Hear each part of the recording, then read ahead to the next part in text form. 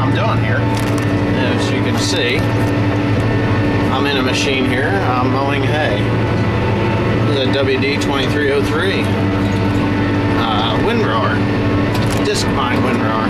And this field is so rough, it's not even funny. They got in here. Oh man! I just hit the button. This is what I've been doing all day long, is mowing hay. I know it's gonna rain tonight, but guess what? I don't care. I'm going to mushroom barn. I can look all, the dirtier and the nastier it is, the better they like it. So that's what I'm doing. Anyway, maybe I can make this, I don't know. This is just a computer there, as you can see. Everything, any modern piece of farm equipment is computerized. It tells me how warm it is, how fast I'm going. I'm mowing at 8 miles an hour, which isn't too god-awful fast. I can mow about 10, comfortably 10 miles an hour in 2.5 ton hay. And that's, of course, the fuel.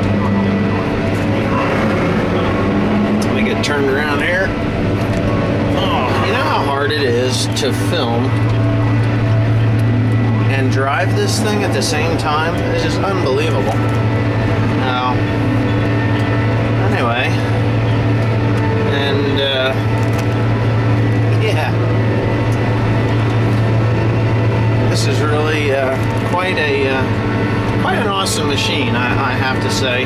Now I'm rambling a little bit because my concentration, I got to be really alert here because of all of the well, as rough as it is, and the ruts that they made when they did the perk test, you know, that is for septic systems. For those of you that don't live in the country, you have to have a percolation test. So if you build a house, you can put a septic system out here, and the water will actually drain away into the ground instead of, you know, floating to the top and causing a marsh and a mess and all sorts of stinky stuff. And yeah, I think it's really cool. Now this machine is actually the largest windrower that Case makes, and I really just love to go to the Wick Ranch there and mow some of that Montana prairie.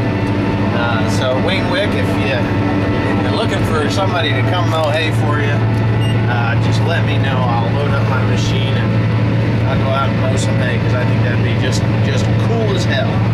But anyway, I'm stuck in little 8-acre fields, you know. That's what this is, and I'm sure if you saw 8 acres, that wouldn't even be worth starting the old 800 John Deere windrower up for. But there you go.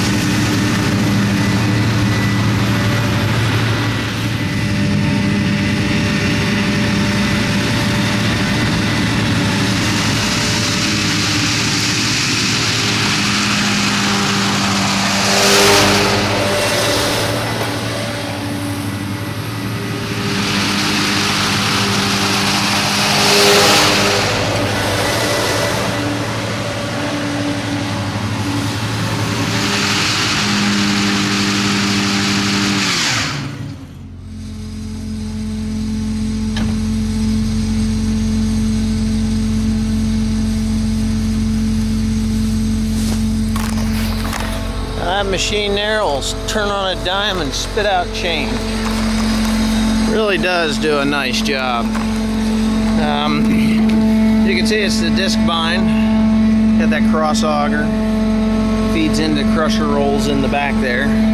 It's dual drive. A lot of the machines were single hydrostatic or hydraulic drive, but this is a dual. There's a motor down here and a motor over there. Nice thing about this thing is the air ride axle.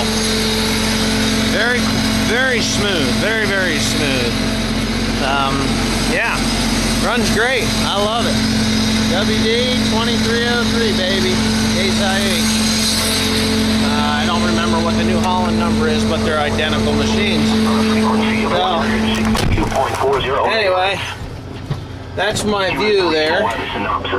Let me shut off my weather band.